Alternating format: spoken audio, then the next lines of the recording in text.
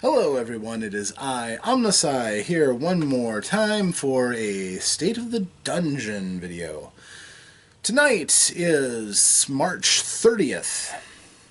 The game of the night, Werewolves of the Caribbean, which are not in the Caribbean right now, they're still up close to Plymouth, Massachusetts. The group is trying to recover the Phoenix Dagger that was stolen by Brogard, brother of Aiden, who is the Silver Fang Arun leader of the pack. And they have successfully subdued Brogard, killed his treacherous pack, or scattered them. And they are back once more in the White Paw estate, allowing Roland Whitepaw, the father of Aiden, to gather the resources that they need so that they can go after the Phoenix Dagger. You'll forgive me, my voice is a little rough. I've been talking all night.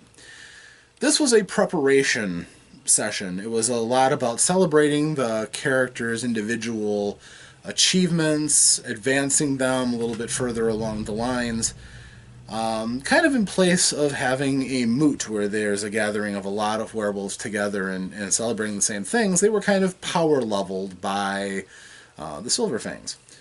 Roland's old questing pack came as a personal favor to him, so that he was able to give the party the correct rights that they were going to need, polish them up a little bit so they'd be ready for the trials to come as they went to try to gather in the Phoenix Dagger. So the group got to exercise their different skills and inclinations, trying to learn new rights, spending their experience and improving themselves. The theurge of the Silverfang elders took Nikolai, the child of Gaia Theurge, under his wing, taught him how to prepare an area for rituals and rites, which is training that he's sorely lacking. Due to the questing nature of the storyline, basically I slammed these kind of things that ordinarily they would learn over the course of a career in a typical cairn. Instead, there are going to be these events where they can just chunk in lots of experience and training and learn all these things that in other games they might pick up as they go along and pick up new responsibilities. So they also gathered some experience so that they could learn new gifts and things like that. But for the most part, it was a time to increase their abilities and renown. A large part of the night was given up. The way that I handle renown in Werewolf is, in prior sessions, what I would do is I would make a list of all of the different deeds and misdeeds that they did, assign them a value, and then distribute them out as they went. Don't really think that works so well with the nature of Werewolf, the society that they have. So instead, in this episode, what I did was I gave the players fair warning that they were going to have an opportunity to be granted for renown. That is, glory, honor, and wisdom that they're accorded by the Guru Society, which basically affects how other Guru are going to treat them. If you are a Guru with no recorded wisdom, you're going to be treated as a fool. Not much is going to be expected out of you because they know that you're not the wisest. When you've proven through deeds involving spiritual nature or good decision making, you get accorded wisdom, which at these special meetings, oftentimes moots, or by having these rituals done for you, you can find yourself enhanced in the society. So every 10 points that you get of these virtues of renown, you can challenge someone. In this case, there were all these elders of the Silver Fangs. You can challenge for recognition so that you can enhance your permanent glory, honor, or wisdom, which is what you use to advance in rank. They were all first rank, which is called Cleoths. They wanted to be second rank.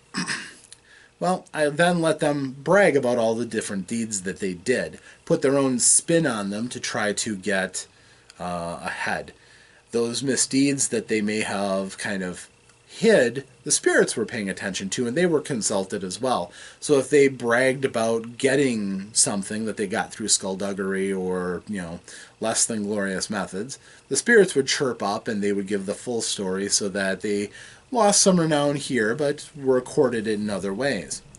Generally, everybody increased in renown by a substantial amount. Three of the group were able to qualify for an increase in renown. Two of them are very close. Nathan, the Geta Fenris, very close. Vlad, the Shadow Lord Galliard of the group, also very close. So they're on the cusp. But both of them haven't hit every single session, so they missed out on a couple of opportunities to increase renown. The other three, Nikolai, Aiden, and Peter, accordingly, the child of Gaia Theurge, the Silverfang Arun, the warrior, and the warder of men / glasswalker Ragabash, or rogue, all had the requisite experience. Now, how I accord that is that when one of the characters has enough renown to challenge, they are allowed to go to someone who is of higher rank than themselves and challenge for their renown. If they have all their renown in order, generally it's considered good form for that elder to then set a task for the guru who is challenging them. And if they succeed at the challenge, they are accorded in rank. Sometimes it's a physical challenge. The guru are very competitive, so if you can prove that you can beat the master, then you are accorded as a master. So when Aiden challenged, his father first stepped up and said, I'll accept your challenge, and the others of his questing pack said, no, you're his father. You might go easy on him. He'll challenge him. They went with the Rune of the questing pack, who was a big, strong brute, massively built. And they had an unarmed combat challenge. Now, the Elder was known for grappling, an incredibly skilled grappler.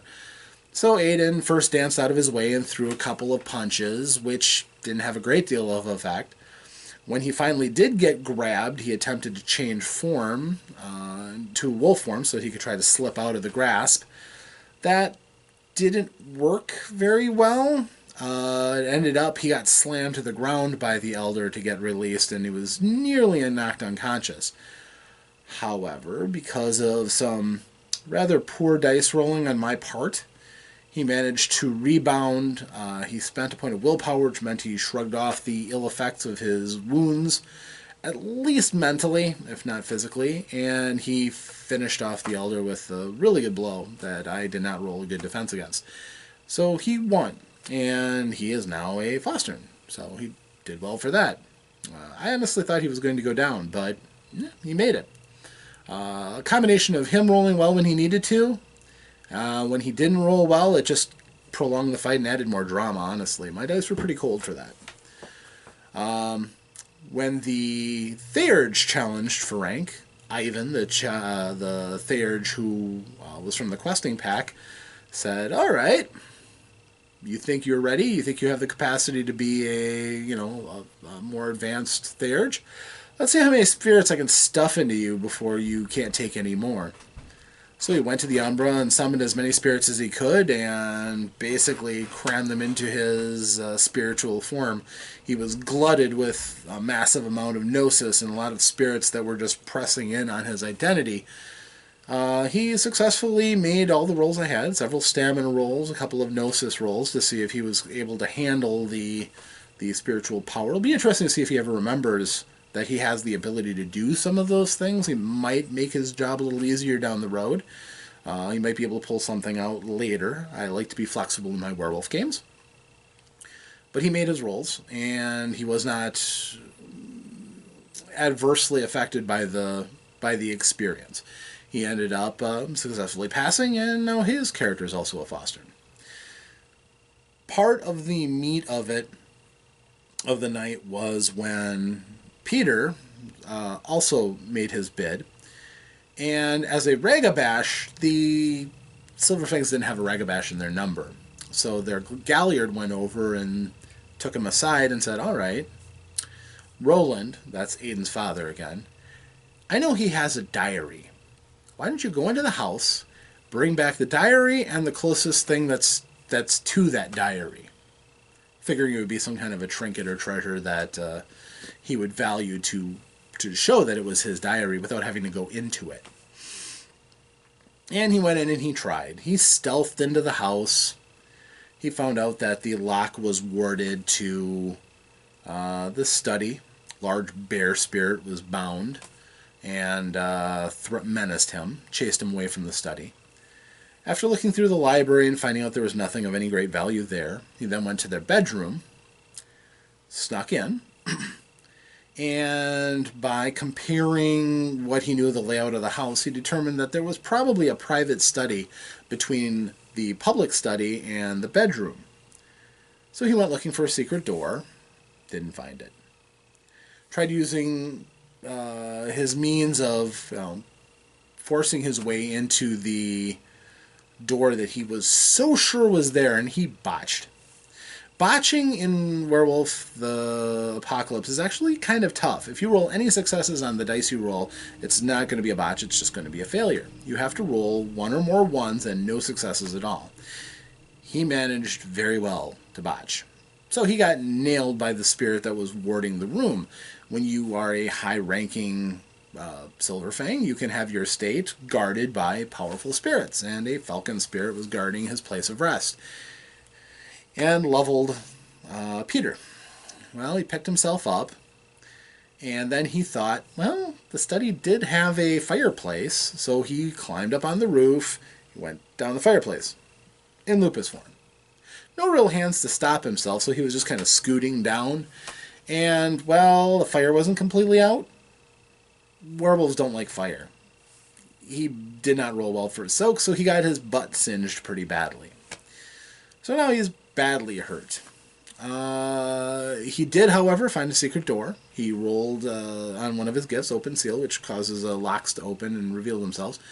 He got into the room, and after some misadventures in the room, looking through the various effects that Roland Whitepaw had lying around, he ended up finding the diary on top of a red dress that would not fit Roland's wife. Interesting. A little scandalous, but nothing too serious. So he took them both, opened up the window of the study, jumped out, turned to Krynos so that he wouldn't die, and staggered up to the group and was accorded with seconds left for being a Fostern. And also got Roland a little upset. But he took it out on his friend that made the challenge anyhow, so the group is safe. They also learned some other background details as well as wanting to get trained. I took advantage of... The Theurge is the one who's the most woefully unprepared for his duties. I mean, he's just a kid. He doesn't have the background and everything that you want your Theurge to have, be able to do all the different rites and things. The Theurge is the shaman, the spirit talker. He can talk to spirits now, but as far as doing the rites that honor them, that can summon them, that can call for their aid, he doesn't quite have that yet. So he's working hard at trying to build that up. And he made some serious strides tonight. As far as the others, not a lot of opportunities that they could really take advantage of. Vlad now has a whole rack of rifles, and he wants to carry around with him so that he can keep them loaded, pull them out, shoot, pull out, shoot. It was used effectively against them, and he learned he wants to be able to do that. So he's got several of those great Austrian rifles that he pitched off of the Silver Fang that they chased off. So he's trying to get better with those. He spent his time practicing. So eventually he'll be able to crank up his firearms higher, and maybe his dexterity too. All in all, it was a good night for building. There was some role-playing challenges, role-playing opportunities. They got to spend more time at the Whitepaw household, so they got to go through the libraries and learn things. They got to talk to elders, learn new abilities. Nathan, the Get, actually managed to impress Gorthak, I believe his name is, the elder, a rune warrior. He asked him to teach him something about how to fight. So he met him out in a secluded spot with several sacks of grain, and they just spent it throwing them at each other and trying to catch them. All in an effort to teach him the skill of throwing, which if you're a big, strong guru, can be a wonderful weapon. There's almost always something to throw, even if it's the body of your enemies. So he got a little bit more advanced, a little bit tougher. All in all, it wasn't a lot of combat or a lot of chicanery. And I don't like to do these kind of sessions often because it leaves several members of the group just sitting around waiting their turn while one person does a challenge and has to spend some amount of time dominating everybody's attention while they attempt to better themselves. It's unavoidable, but it's a great part of Werewolf the Apocalypse. So, at any rate, this is Rob signing off from this State of the Dungeon address. I hope to see you next time with what is sure to be a thrilling, repercussion-filled episode out of Dungeons & Dragons, Dark Days in Stoneholm. Thanks for watching. Have a great day and safe travels.